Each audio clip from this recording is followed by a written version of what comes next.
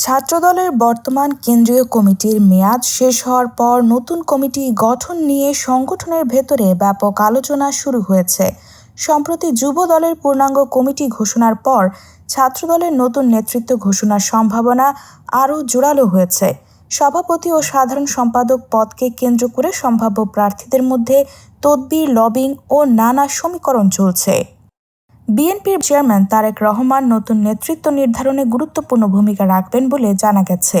নেতৃত্ব বাছাইয়ের ক্ষেত্রে আন্দোলন সংগ্রামে সক্রিয় ভূমিকা, রাজনৈতিক ত্যাগ, মামলা, নির্যাতনের ইতিহাস এবং সাংগঠনিক গ্রহণযোগ্যতাকে গুরুত্ব দেওয়া হবে।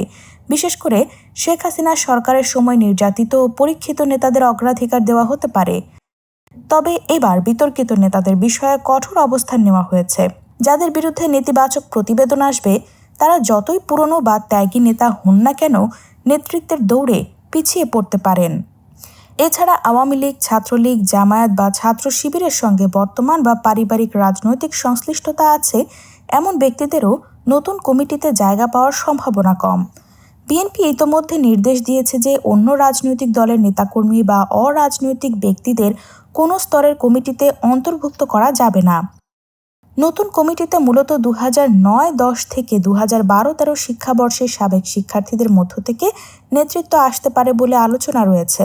সভাপতি ও সাধারণ সম্পাদক পদে একাধিক কেন্দ্রীয় ও ঢাকা বিশ্ববিদ্যালয় শাখার নেতা আলোচনায় থাকলেও চূড়ান্ত সিদ্ধান্ত নেবেন তারেক রহমান।